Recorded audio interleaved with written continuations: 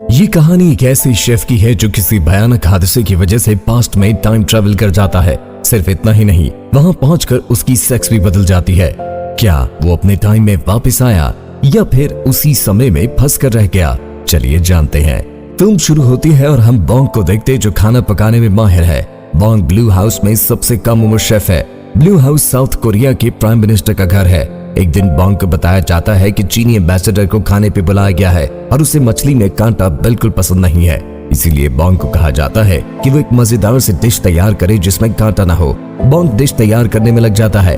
खाना तैयार हो जाता है और एम्बेसडर को पेश किया जाता है। लेकिन अफसोस की बात यह है कि जैसे ही एलची मछली को काटता है तो उसमें से एक हुक नजर आता है। ये देखकर एम्बेसडर गुस्से में आ जाता है और बॉन्ग को पकड़ने के लिए गार्ड्स भेजता है। अगले सीन में कुछ पुलिस ऑफिसर इन्वेस्टिगेशन करने के लिए बॉन्ग के अपार्टमेंट पहुंचते हैं और उसका दरवाजा खटखटाते हैं। बॉन्ग को अंदाजा हो जाता है कि वो मुश्किल में है, इसीलिए वो भागने की कोशिश करता है, लेकिन पुलिस वाले उसे पकड़ने की पूरी कोशिश करते हैं। इसी लड़ाई में बॉन्ग का हाथ छूट जाता है और वो स्विमिंग पूल में जा गिरता है और उसका सर नीचे ग्राउंड से टकरा जाता है। लेकिन किसी वजह से वो पानी में डूबता रहता है और तभी एक औरत उसकी तरफ तैरती हुई आती है और उसे किस करती है। जब बॉन्ग जागता है तो वो खुद को एक अजीब से कमरे में पाता है। बॉन्ग को लगता है कि कुछ तो गड़बड़ है, इसलिए वो भागकर शीशे की तरफ जाता है, लेकिन अपना चेहरा देखकर हैरान हो जाता है और उसे पता चलता है कि वो लड़की बन गया है। बॉन्ग सोचता है कि शायद वो ख्वाब देख रहा है। ये जानने के लिए वो कमरे से बाहर निकल जाता है। बाहर आकर वो देखता है कि बहुत सी लड़कियां अपने आका के इंतजार के लिए झुकी हुई हैं। इससे हैरान होकर बॉन्ग बिल्डिंग के बाहर की तरफ भागता है, लेकिन अचानक उसे पता चलता है कि उसका सीक्रेट हथियार भी मिसिंग है, क्योंकि वो लड़के से लड़की में जो बदल चुका था। ये क्या हो गया? खैर, ये देखकर बॉन्ग खौफजदा हो जाता है और उसे लगता है कि उसका कोई सेक्स चेंज ऑपरेशन हुआ है। लेकिन बॉन्ग को बाद में पता चलता है कि उसने पास्ट में टाइम ट्रेवल किया है और ये सुनकर उसे बहुत दुख होता है। अगले दिन बॉन्ग उठता है और उसे एक नौकरानी से पता चलता है कि अब वो 1851 में जॉसन नामी खानदान में है और अब वो किम सुयांग नाम की लड़की के शरीर में रहता है। बॉन्ग को पता चलता है कि किम सुयांग की शादी किंग चॉल चोंग से होने वाली है और इसके बाद वो मलिका बन जाएगी। नौकरानी ये भी बताती है कि वो उन्हें झील पे तैरती हुई मिली थी। गार्ड्स उसे महल में ले आए। ये सुनकर बॉन्ग को लगता है कि उसकी और किम यांग की रूहें बदल गई होंगी और घर वापसी झील के जरिए ही हो सकती है। वो अगले दिन नौकरानी को झील की तरफ ले जाता है, ये सोचकर कि वो इस झील में छलांग लगाकर अपनी दुनिया में वापस चला जाएगा। और जैसे ही वो प्रेजेंट में जाने के लिए छलांग लगाती है तो बदकिस्मती से वो कीचड़ में जा गिरती है और वहां उससे पता चलता है कि जब से वो इस झील में गिरी थी तो मलिका ने महल के नौकरों को हुक्म दिया था कि रातों रात झील को बंद कर दिया जाए ताकि कोई और इसमें न जा गिरे। ये सुनकर बॉन्ग मायूस हो जाता है, लेकिन बॉन्ग को लगता है कि पानी ही वापस प्रेजेंट में जाने का हल है और उसे लगता है कि वो किसी भी पानी में डूबकर वापस जा सकता है। और तो और वो पानी के बर्तन में भी अपना सर डालता है जो फर्श साफ करने के लिए रखा गया था, लेकिन उसकी तमाम कोशिशें नाकाम साबित होती हैं। कुछ दिनों बाद शादी का दिन आ जाता है और बॉन्ग इस खानदान के रस्म रिवाज से नावाकिफ था, लेकिन अपनी नौकरानियों की मदद से शादी की रसूमात को पूरा करता है। रात होती है और यांग को बादशाह अपने साथ सोने के लिए बुलाता है। यांग बहुत घबरा जाती है और बादशाह को शराब पेश करती है ताकि वो उसे पी के बेहोश हो जाए। खुशकिस्मती से जैसा उसने सोचा वैसा ही हुआ। बादशाह सो जाता है और यांग सुकून की सांस लेती है। अगले दिन यांग उठता है और उसे खाना दिया जाता है जो उसे बिल्कुल भी पसंद नहीं आता, इसलिए शेफ को वो अपनी पसंद का खाना बनाने का कहता है। शेफ उलझन में पड़ जाता है, लेकिन फिर भी वो यांग की बताई हुई डिश तैयार करने की कोशिश करता है। यांग को उसकी बनाई हुई डिश पसंद नहीं आती। शेफ कई बार डिश बनाने की कोशिश करता है, लेकिन हर बार यांग को पसंद नहीं आती। आखिरकार शेफ परेशान होकर हार मान लेता है और यांग को खुद खाना पकाने को कहता है।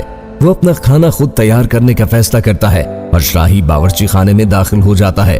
वो चाकू उठाता है।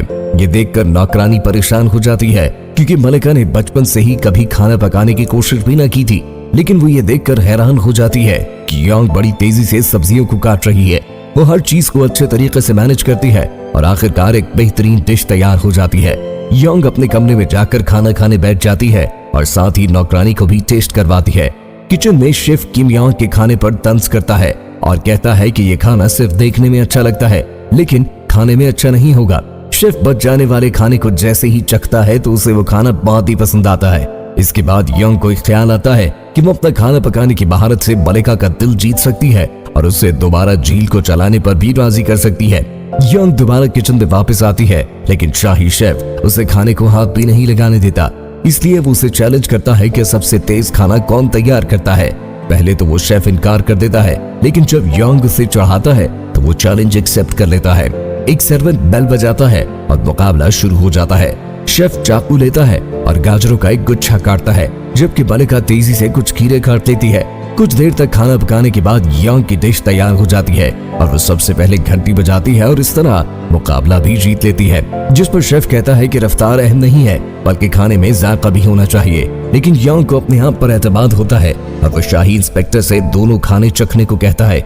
शाही इंस्पेक्टर यंग के खाने को बेहतर डिश करार देता है और उसे किचन की जिम्मेदारी भी संभालने को कहता है। किचन की जिम्मेदारी संभालने के बाद यंग सबसे पहले इस चीज को देखता है कि मलिका को कौन सा खाना पसंद है और उसे पता चलता है कि मलिका को नरम खाना पसंद है। इसीलिए यंग आलू का दलिया बनाना शुरू कर देती है। वो उसमें कुछ दूध डालती है और उसमें और भी बहुत सी चीजें डालने के बाद जब खाना तैयार होता है तो वो कुछ फूल लगाकर डिश फाइनल करती है और ये खाना मलिका को खुद जाकर पेश करती है। मलिका खाने से बहुत लुत्फानंदोज होती है, लेकिन वो ये भी कहती है कि ये ठंडा हो गया है क्योंकि खाना बहुत दूर से लाया गया और कुछ खाना प्लेट से बाहर भी गिरा हुआ था, जिसने प्रेजेंटेशन को मुतासिर किया। यंग ये सुनकर परेशान हो जाती है और अफसोस के साथ अपने महल वापस जाने का सफर शुरू कर देती है। अपनी गाड़ी में बैठे हुए उसे एक आइडिया आता है।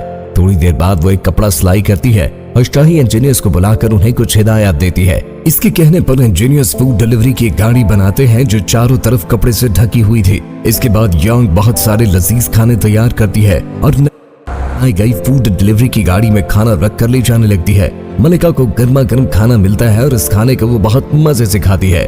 थोड़ी देर बाद इंजीनियर वापस आते हैं और यंग को खुशखबरी सुनाते हैं कि हमारी इजाद कामयाब साबित हुई। कुछ दिनों बाद बादशाह एक बहुत बड़ी दावत का एहतमाम करता है और मुल्क भर के मेहमानों को बुलाता है, लेकिन बदकिस्मती से सब खाना पकाने वाले बीमार हो जाते हैं और शाही बावर्ची खाने में अमले की कमी हो जाती है। यंग उन सब की मदद करने का फैसला करती है। वो किचन में जाकर देखती है कि खाने पीने की चीजें न होने के बराबर है। बहुत कम चीजों के होते हुए यंग सोचती है कि उसे कुछ अलग करना होगा। यंग नौकरानियों के साथ आलू की मुनफरिद डिश तैयार करती है। वो आलू को छीलकर छड़ी के गिर्द लपेट देती है और उसे कढ़ाई में फ्राई करती है, जिससे वो कुरकुरे और करारे हो जाते हैं। मेहमान पहली डिश देखकर मायूस हो जाते हैं क्योंकि वो शाही खाने में कुछ और की तवक्को कर रहे थे, लेकिन जैसे ही वो चखते हैं तो वो हैरान हो जाते हैं। यंग की दूसरी डिश ज्यादा काम करने वाली थी क्योंकि किचन में गोश्त नहीं था, इसीलिए वो कुछ फलियों का इस्तेमाल करके बर्गर बनाने की कोशिश करती है। यंग अपनी इजाद से बहुत खुश है और वो इसका नाम मैकडॉनल्ड रखती है। इसके बाद मेहमानों को एक टमाटर के साथ बर्गर पेश किया जाता है और ये खाना भी मेहमानों को बहुत लजीज लगता है। आखिरी खाने के लिए यंग एक जेली बनाती है और खाना खाने वाले मेहमानों को उसके ऊपर एक नोट भी लिखा मिलता है, जो था कि मीठा खाने के बाद आप अपनी किस्मत पढ़ सकते हैं। मेहमान जेली से लुत्फानंदोज होते हैं और अपनी अपनी किस्मत पढ़कर खुश होते हैं।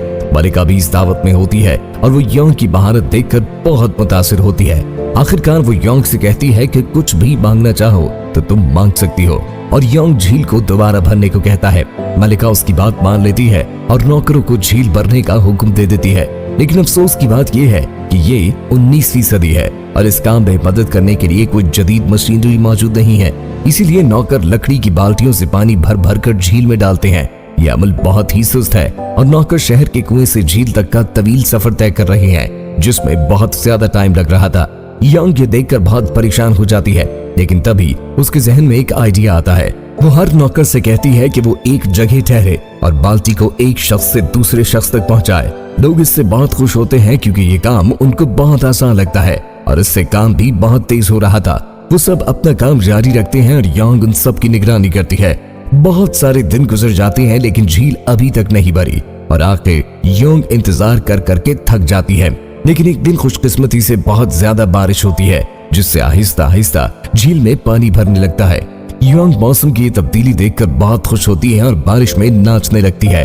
चंद घंटों बाद झील भर जाती है और यंग झील के किनारे पर जाता है और अपना पत्थर पर नाम लिखता है, जिसके बाद वो झील में छलांग लगा देता है और पानी के अंदर डूबने लगता है, बिल्कुल इसी तरह जैसे इसके साथ फिल्म के आगाज में हुआ था। लेकिन उसी वक्त वो खुद को अस्पताल में पाता है और ये सब देखकर हैरान रह जाता है। तभी वो देखता है कि एक अफसर उसके सामने सोया हुआ है। बॉन्ग चुपके से उसका फोन चुराने की कोशिश करता है, लेकिन वो अफसर जाग जाता है। बॉन्ग वहां से भागने की कोशिश करता है, लेकिन तभी दो पुलिस वाले उसके सामने आ जाते हैं। इसीलिए वो बिल्डिंग से छलांग लगाकर नीचे कूद जाता है। वो उन लोगों से बचता हुआ एक लाइब्रेरी में पहुंचता है और वहां से एक हिस्ट्री बुक उठाकर पढ़ता है। वो खुद को किताब में पाकर हंसने लगता है, क्योंकि वो भी अब हिस्ट्री का हिस्सा था। तभी वो ऑफिसर्स उसका पीछा करते हुए लाइब्रेरी तक पहुंच जाते हैं। वो वहां से भागने की कोशिश करता है, लेकिन वो पुलिस वाले बताते हैं कि वो उसे पकड़ने के लिए नहीं आए।